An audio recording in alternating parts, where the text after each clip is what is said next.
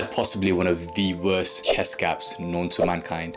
And here is exactly how I fixed it. My name's Shani, and just around a year ago, I was extremely overweight with what I thought was one of the worst chest genetics ever. But in reality, I was very, very wrong. I just didn't have a clue on how to actually fix this issue and thought I was cursed with bad chest genetics, as I would often compare my physique to people like Jeff Saeed and David Lade. So how did I go from having an enormous chest gap to having a full aesthetic chest? I stopped bench pressing every session. The bench press is a compound movement that's great for strength and muscle hypertrophy, but if your goal is solely to build muscle, you have to chill out on the bench press. Instead, focus on incline movements like the incline Smith, incline barbell press, and my personal favorite, the incline dumbbell press. These movements prioritize the upper section of your chest, which actually is the main part of the chest that gives the illusion of a full chest. Having a very developed upper chest will completely change your physique, trust me. The second and possibly the most important advice I can give whilst trying to develop your chest and close that gap is to eat in a calorie surplus. Eating in a calorie surplus and hitting your protein goals will speed up the process of building muscle quite significantly. A surplus is eating more calories than your body naturally burns. So if your maintenance calories is around 2,500, to be on a surplus you need to consume around 2,800 to 3,000 calories. When I started eating in a surplus, I was feeling a lot stronger in the gym and I was getting more out of my workouts, and when that happens, there's more potential for muscle growth. So definitely up your calories today. Third and final thing in this video I'd like to mention is start training your chest 3 times a week. If you're training your chest once a week, let's be honest, you're not going to see great results. I used to absolutely hate my chest, so training it 3 times a week felt like the only option I had to speed up the process of closing the chest gap. And honestly, I'm so glad I did it. When I say train your chest 3 times a week,